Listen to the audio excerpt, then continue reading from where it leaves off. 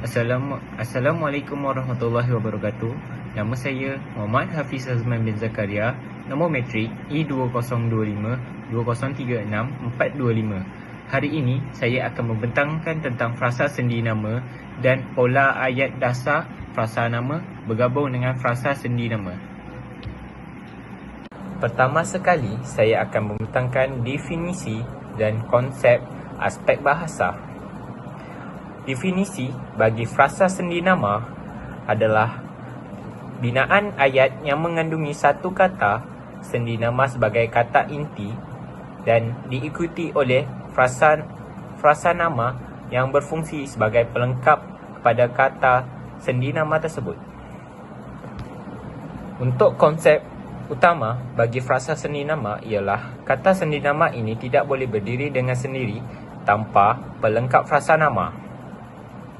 Frasa sendi nama ini boleh disertai oleh unsur keterangan seperti kata bantu atau kata penguat sebelum kata sendi nama tersebut. Untuk definisi bagi pola ayat dasar yang frasa nama digabungkan dengan frasa sendi nama merupakan salah satu daripada empat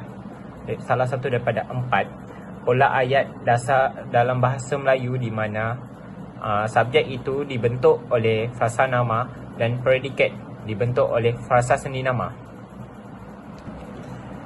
Konsep utama bagi pola ayat dasar frasa nama yang digabungkan dengan frasa sendi nama ini adalah pola ini tidak mengandungi kata kerja atau kata adjektif dalam predikatnya, dan predikat frasa sendi nama ini berfungsi sebagai menyatakan hubungan tempat, arah, masa, asal-usul, sumber atau tujuan bagi subjek yang berkenaan.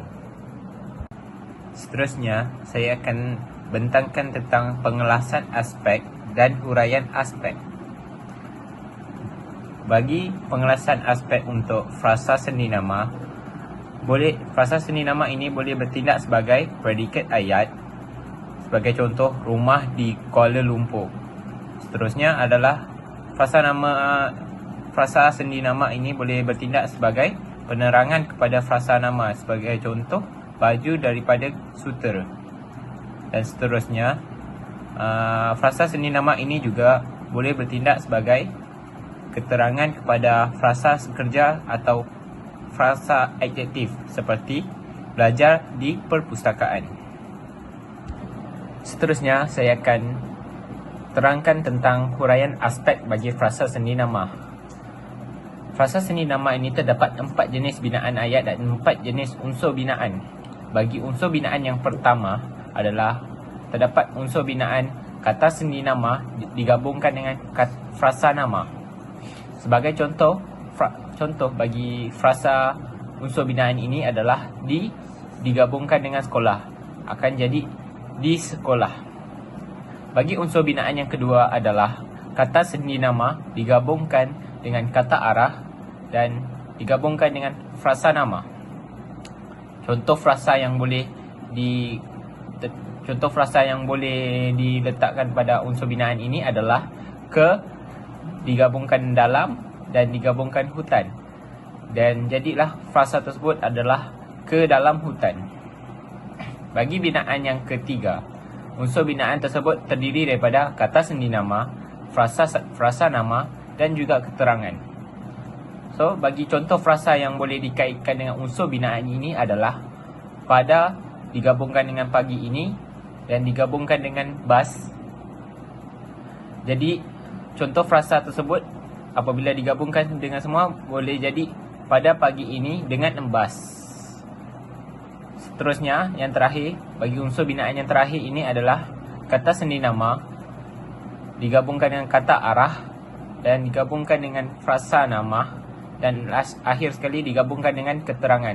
So, contoh frasa yang boleh dikaitkan dalam unsur binaan ini adalah digabungkan atas dan digabungkan dengan meja, digabungkan sejak semalam, dan contoh frasa yang boleh dikaitkan ini adalah di atas meja sejak semalam.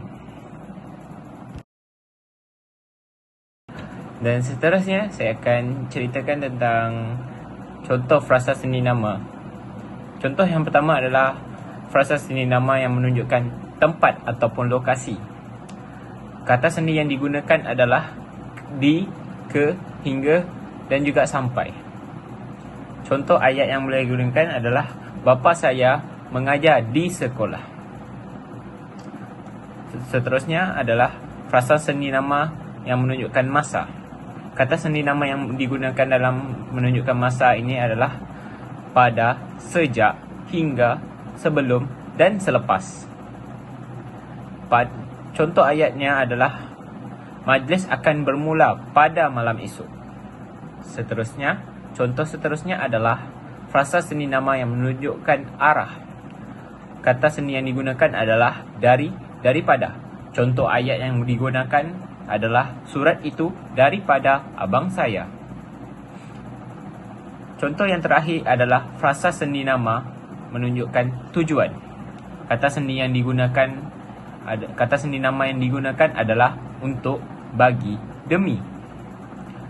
Contoh ayat yang boleh digunakan adalah ucapan itu disampaikan bagi pihak persatuan. Seterusnya, saya akan bentangkan tentang pengelasan aspek dan huraian aspek bagi pola ayat dasar frasa nama digabungkan dengan frasa seni nama.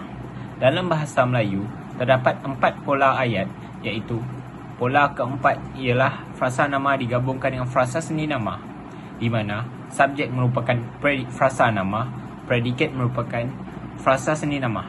Kita terdapat contoh yang relevan, yang beberapa contoh yang saya bagi. Yang pertama adalah subjek sebagai frasa nama, rumah saya.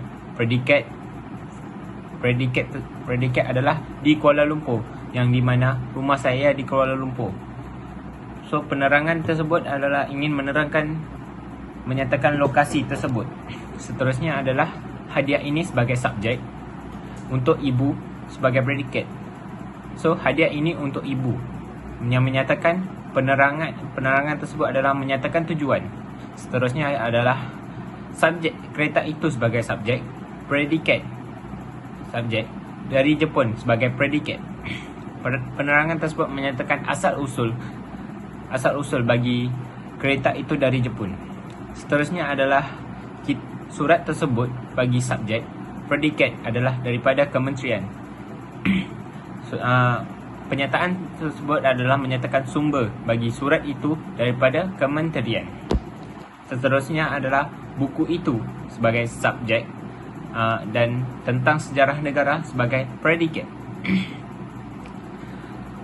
Penerangan tersebut adalah menyatakan perkara itu, buku itu tentang sejarah negara kita.